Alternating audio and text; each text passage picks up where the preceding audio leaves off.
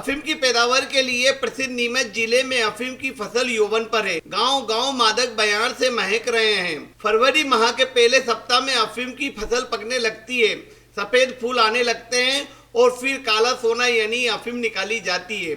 इन दिनों आप जब भी गांवों की तरफ जाएंगे सफेद फूलों से पटे खेत नजर आएंगे। इन फूलों के साथ डोडा भी दिखेंगे और इन्हीं डोडों में अफीम तैयार हो रही है। अफीम की फसल को किसान मुसीबतों के साथ पालता है और यौवन होने पर जब उसे बाहर निकालता है तब भी चोरी चकारी का भय बना रहता है। बयान बह रही है। हम पहुंचे हैं अफीम के खेतों पे।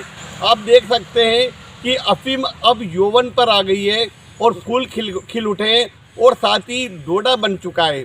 और डोडा बनने के बाद इसमें चिराई होगी, उसके बाद लुनाई का काम चलेगा और फिर अफीम बाहर आएगी। हम नीमच और रामपुरा के बीच एक खेत में है और इस खेत में लगातार आप जिस रास्ते पे जा रहे हैं वहाँ मादक बयार बह रही है। हमारे बीच एक किसान, उनसे बात करेंगे कि उन्हें कितना परिश्रम करना पड़ता है। विष्णु धनगर जी, आपका ये कितने आरी का पट्टा है? 10 आरी का। 10 आरी का पट्टा है। तो 10 आरी के पट्टे में अभी क्या अब लुनाई और चिराई में समय है? ये सर इधर देखो, 15-20 दिन का। 15-20 दिन का।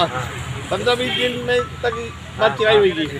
अच्छा, दूसरी चीज़, किस तरह से आप अफीम की फसल को का बचाव और सुरक्षा कर रहे हैं? सर बहुत परेशानी आती है इन चीज़ों से निकलने। रोजड़ा ये जारी लगाई है। अच्छा, इसमें 2 तरह की जाली लगी हुई है। एक तो साइड में आपने लोहे की जाली लगाई और ऊपर ये तोता जाली लगाई हुई है। तो ये क्या है, मतलब किस तरह की जालियाँ हैं? जी, 1 मिनट रुकिएगा मुकेश जी। हाँ बताइए, ये किस तरह की जालियाँ हैं? ये तो लोहे की जाली सर रोजड़ा के लिए नहीं, ये प्लास्टिक की जाली है तोते के लिए। तो जब रोजड़े आते हैं अंदर तो ये पूरी फसल को नष्ट कर देते हैं? नष्ट कर देते हैं सर। अच्छा, और तोते आते हैं तो क्या ये डोडा खा जाते हैं? डोडे खा जाते हैं। इसके अलावा काली मस्सी और सफ़ेद मस्सी का रोग भी होता है, वो भी देखने को मिला है क्या? ये पानी बारिश गिरने के बाद में इस काली मस्सी आ गई है। हमने कल दवा का प्रयोग किया है और अच्छा, आज पिलाएंगे इसको। ऐसा? तो ये मतलब कितने दिन में फसल बनके तैयार हो जाती है? ये लगभग सर 3-4 महीने की। 3-4 महीने की। इसके बाद ये अफीम निकाल कर और आप नारकोटिक विभाग को सौंप देंगे? जी। और डोडा चूरा का भी क्या हो रहा है, नष्टीकरण कर रहे हैं आप? जी सर, करना पड़ता है। करना पड़ता है नष्टीकरण। हाँ। अच्छा।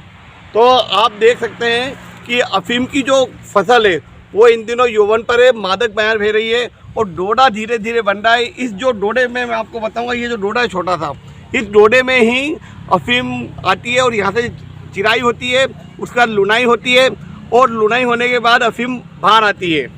अभी आप देख सकते हैं ये सफ़ेद फूल, जैसे ही आप मालवा के बेल्ट में आएंगे इधर नीमच मंदसौर साइड, ये सफ़ेद फूलों से पटे अफीम के खेत नज़र आएंगे तो समझ जाइएगा कि ये मादक बयार बह रही है और अफीम के खेत हैं। जब भी आप नीमच मंदसौर में आएंगे तो यहाँ पर अफीम की पैदावार बड़ी मात्रा में होती है और अफीम की पैदावार के खेत जो जगह जगह नज़र आते हैं।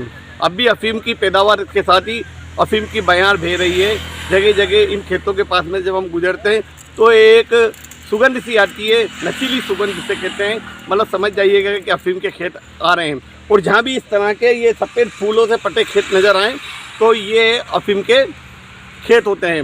अभी डोडा है, डोडा आएगा, डोडा में अफीम आ जाएगी और जब अफीम आ जाएगी तो पहले चिराई होएगी, फिर लुनाई होएगी और उसके बाद अफीम बाहर आएगी, जिसे मालवा मेवाड़ बेल्ट में काला सोना कहा जाता है। और इस काले सोने के काले कारोबार में नीमच में कई लोग करोड़पति हो गए।